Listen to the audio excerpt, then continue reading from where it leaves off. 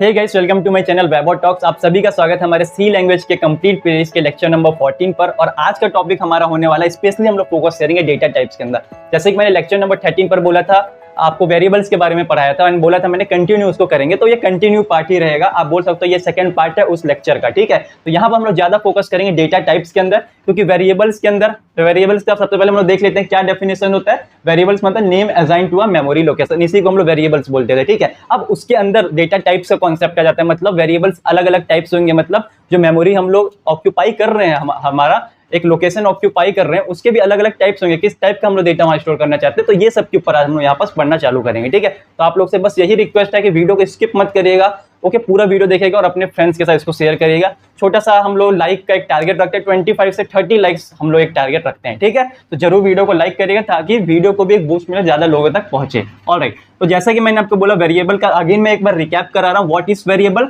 A name assign to a memory location is called variable, ठीक है। जैसे कि एग्जांपल क्या होता है भैया, ये बताओ। जैसे कि देखो इंट नम, क्या बोला मैंने? Name assign to a memory location, ठीक है। देखो इंट नम मैंने एक क्या बनाया, एक वेरिएबल बनाया, ठीक है। नम क्या है?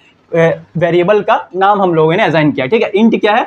उस किस टाइप का डेटा हम लोग यहाँ पर स्टोर करें। तो आप जैसा कि मैंने बोला name assign to memory location, तो ये हमारा क्या है? ये हमारा एक मेमोरी लोकेशन है। जैसा कि हम लोग एक कंप्यूटर के अंदर, या फिर आप बोल सकते हो सॉरी सीपीयू के अंदर, या फिर हमारे लैपटॉप के अंदर जो हमारा रैम होता है ना, उसके अंदर हमारा कोड उसके थ्रू ही हमारा रन होता है, वहां पास जाकर स्टोर होता है। आप जब भी सेव करते हो या फिर रन करते हो ना, तो उसके थ्रू ही होता है। तो वहां पास देखो, जैसे ही आप लोग इंट नम लिखोगे, जैसे ही आप लोग करोगे, तो एक मेमोरी लोकेशन इस पूरे मेमोरी के अंदर एक जगह कहीं जाकर आप लोगों का ये फिक्स हो जाएगा कि आप लोगों ने ये ऑक्यूपाई कर लिया। मतलब आप लोग उस वेरिएबल के अंदर जो भी डेटा स्टोर करोगे वो उस जगह में जाकर स्टोर होगा। अब वो कितना जगह ऑक्यूपाई करेंगे, ये सब चीज हम लोग अभी इसी वीडियो में पढ़ेंगे, आगे पढ़ेंगे, ठीक है। तो वही चीज है, वही आपको समझना बहुत ज्यादा इंपॉर्टेंट है, इसलिए बोल रहा हूँ कि वीडियो को स्किप मत करना। ऑलराइट, अब आते हैं हम लोग डेटा टाइप्स में।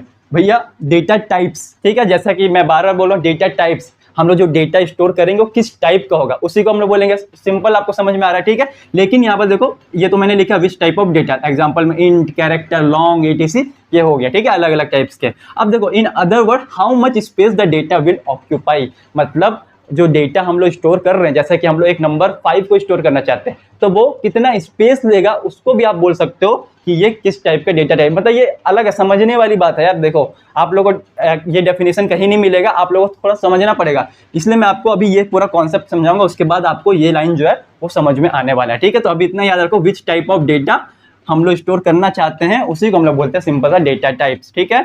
ऑलराइट, देखो अब दोनों का मिक्स कर देंगे तो क्या एग्जांपल बन रहा है? इंट नम कैर सी एच, मतलब जो इंट है हमारा, ये हमारा इंट जो है ये क्या हमारा एक डेटा टाइप है। अब ये जो नम है ये हमारा क्या आप बोल सकते हो, ये हमारा ये पूरा एक मिलाकर एक वेरिएबल बन जाता है। ये पूरा मिलाकर हमारा एक वेरिएबल बन जाता है। मतलब ये जो नम है, हम लोग मेमोरी लोकेशन के अंदर, मेमोरी के अंदर एक लोकेशन को हम लोग ऑक्यूपाई करना चाहते हैं, जिसका जो डेटा टाइप रहेगा, मतलब जो मेमोरी हम लोग ऑक्यूपाई कर रहे हैं, मेमोरी लोकेशन जो ऑक्यूपाई कर रहे हैं, वहां जो डेटा स्टोर करेंगे वो हमारा रहेगा ऑफ टाइप इंट, ठीक है। यहाँ पास क्या रहेगा? ऑफ कैरेक्टर टाइप का रहेगा। सिंपल, इतना सा आपको समझना था। अब हम लोग आ जाते हैं यहाँ पास डेटा टाइप्स में, थोड़ा आपको ये सब समझाता हूँ, उसके बाद इस लाइन पे आऊंगा, ठीक है। तो इसलिए पूरा देखना।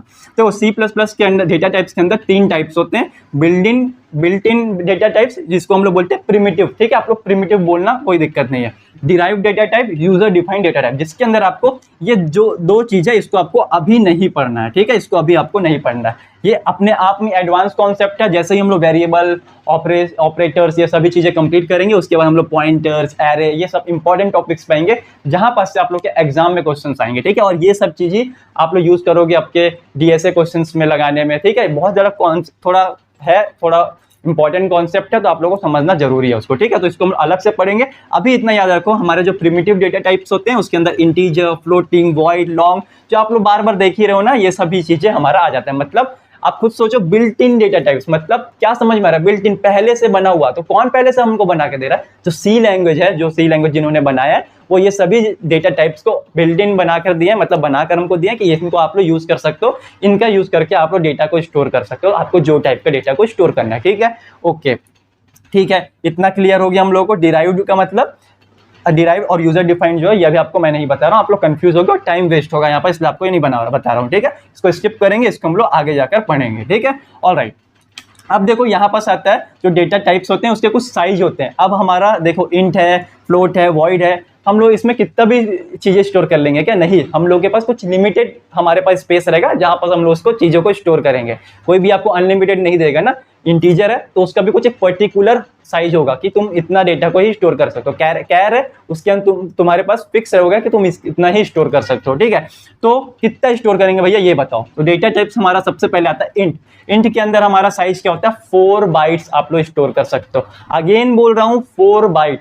एक बाइट इक्वल टू कितना होता है? 8 बिट्स होता है, ठीक है। और बिट क्या होता है? बिट का मतलब, बिट मतलब 0 या 1, 0 या 1 को हम लोग क्या बोलते हैं? बिट। ये सब आगे आप लोग अपने सीएसई के अंदर बहुत सारे सब्जेक्ट्स है, उसके अंदर आप लोग 0 1 ही पढ़ोगे। पूरा एंटायर आपके एंड होने तक आप लोग 0 1 ही पढ़ने वाले हो, क्योंकि यार कंप्यूटर के अंदर कंप्यूटर किस भाषा में बात करता है? 0 एंड 1 के फॉर्म में ही होता है। तो 0 1 यार समझ लो आप लोग का ये 5th लैंग्वेज है, ठीक है। 5th या सॉरी आप लोग का हिंदी इंग्लिश के बाद आपका ये लैंग्वेज है, समझ लो। आप लोग को ये समझ में आना चाहिए, ठीक है। ऑलराइट, तो हमारा एक बाइट के अंदर होता है 8 बिट्स होता है। एक बिट को हम लोग क्या बोलते हैं? वो 0 हो सकता है, वो 1 हो सकता है। ऑलराइट, इंट हो गया 4 बाइट लेता है। फ्लोट हो गया हमारा कितना लेता है? इसका जो हमारा होता है ये भी 4 बाइट ही लेता है। फ्लोट का मतलब क्या होता है? जैसे हम लोग कुछ 8.21 ये सब कर रहे हैं, ठीक है, 10.2 ये कर रहे हैं, ये सभी चीजें हमारा फ्लोट हो जाता है। हमारा जो नेक्स्ट है वो हमारा क्या? Long int. इसका साइज क्या होता है? हमारा 8 बाइट्स का होता है ये, ठीक है। ऑलराइट, इसके बाद हमारा क्या आता है? कैर। कैर का देखिए सबसे छोटा होता है 1 बाइट का होता है। इसी तरीके से बहुत सारा आता है, साइन, अनसाइन,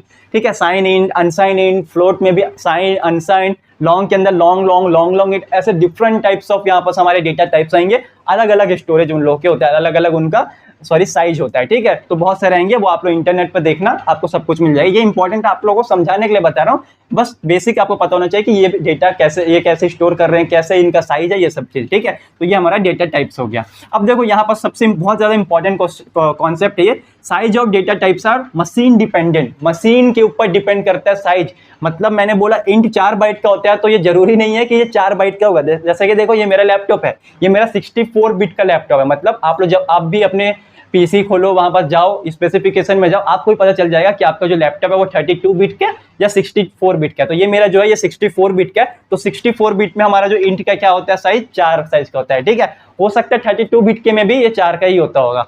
अब जैसे कि लॉन्ग इंट जो होता है वो हमारा 32 बिट के में 4 बाइट का ही होता है। बहुत सारे लोगों में और कुछ हो सकता है। तो ये सब डिपेंड करता है मशीन टू मशीन, ठीक है। तो ये फिक्स नहीं। तो बहुत ज्यादा इंपॉर्टेंट पॉइंट है, जब आप एग्जाम में लिखोगे तो ये पॉइंट आपको जरूर इंक्लूड करना है कि हमारा जो size of data types are dependent on machine के ऊपर डिपेंड करता है, ठीक है। ये फिक्स नहीं होता कि ये इतना ही होगा। बहुत अच्छा आप पॉइंट था, होप आप लोगों को समझ में आया होगा। आपको लैपटॉप को भी दिखाकर मैं बता दिया कि ये डिपेंड करता है मशीन टू मशीन। आपके मशीन का अगर 32 बिट होगा तो हो सकता है कि इंटीजर जो भी डेटा टाइप्स है इनके जो स्टोरेज है वो अलग हो सकते हैं, ठीक है, साइज सॉरी, ठीक है। तो जैसे कि यहाँ पर size of int in 32 bit PC अलग होगा, ठीक है, ये अलग होगा। इसका भी 464 में भी ये अलग हो सकता है, ठीक है, डन। और अब देखो यहाँ पर मैंने लिखा गार्बेज वैल्यू। ये गार्बेज वैल्यू क्या होता है? गार्बेज का मतलब क्या होता है? सबसे पहले कचरा, ठीक है। तो वही कॉन्सेप्ट है ये। देखो जैसे कि मैंने क्या किया, इंट नम कर दिया, जैसे यहाँ पर समझो, ठीक है, कैर ch मैंने कर दिया। तो इसके अंदर तो मैंने कुछ वैल्यू स्टोर नहीं की, बस मैंने डिक्लेयर कर दिया कैर मेरा ch, एक वेरिएबल है ch नाम से। तो ये क्या होगा यहाँ पास देखो कैर का साइज क्या होता है? यहाँ पर देखो 1 बाइट का होता है कैर का साइज। तो क्या होगा? मेमोरी लोकेशन में मेरा 1 बाइट कहीं पास भी, जहां पास उसको खाली मिल जाएगा, कहां जहां भी उसको ऑपरेटिंग सिस्टम उसको असाइन कर रहा है, तो यहाँ पास क्या होगा? 1 बाइट मेरा मेमोरी, एक ब्लॉक जो है 1 बाइट का यहाँ पर फिक्स हो जाएगा, जिसका नाम मेरा क्या होगा? जिसका नाम मेरा ये ch हो जाएगा, ठीक है।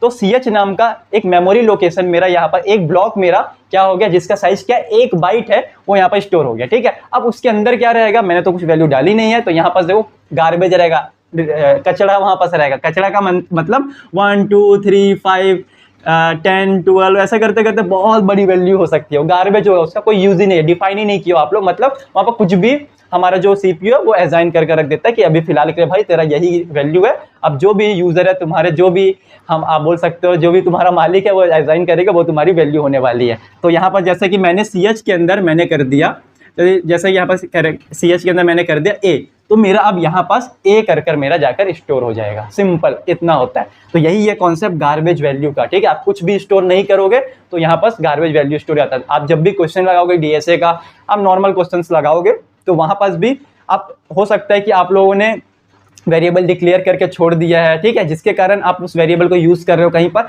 तो मे भी वहां पर आप लोगों का दिक्कत हो सकता है, ऐसा होता है केस, ठीक है। तो ये सब चीज आपको ध्यान रखना है क्वेश्चन को सॉल्व करने समय। ऑलराइट, होप आपको समझ में आया होगा। अब देखो हम लोग चलते हैं अब डेटा टाइप्स के सेकंड जो मैंने पॉइंट बताया था, इन other words how much space data will occupy. अब आपको एकदम क्लियर हो गया होगा। जैसे कि मैंने बोला था जो हमारा इंट होता है वो 4 बाइट स्टोर करता है, ठीक है। तो डेटा टाइप्स क्या होता है, int, float, long, long int, char, ठीक है, डन। अब यहाँ मैंने क्या लिखा, in other words how much space data will occupy. Simple, हम लोग यहाँ पर इंट 4 होता है तो यहाँ पर 4 बिट का स्टोर ऑक्यूपाई करेगा। तो इन अदर वर्ड्स यही मैं बोलने की कोशिश कर रहा था, जो हमारा डेटा टाइप है मतलब इंट, कैर, फ्लोट, लॉन्ग लॉन्ग इंट, ये कितना मेमोरी को ऑक्यूपाई करेगा, ये भी इसका एक डेफिनेशन हो सकता है, ठीक है। तो होप आपको सभी चीजें समझ में आई होगी। मैंने गार्बेज वैल्यू का कॉन्सेप्ट आपको बता दिया, मशीन के ऊपर डिपेंड करता है ये मैंने आपको बता दिया, डेटा टाइप्स क्या क्या होते हैं, वो कितने कितने मेमोरी स्पेस लेते हैं ये मैं आपको बता दिया, साइज क्या होता है, सॉरी।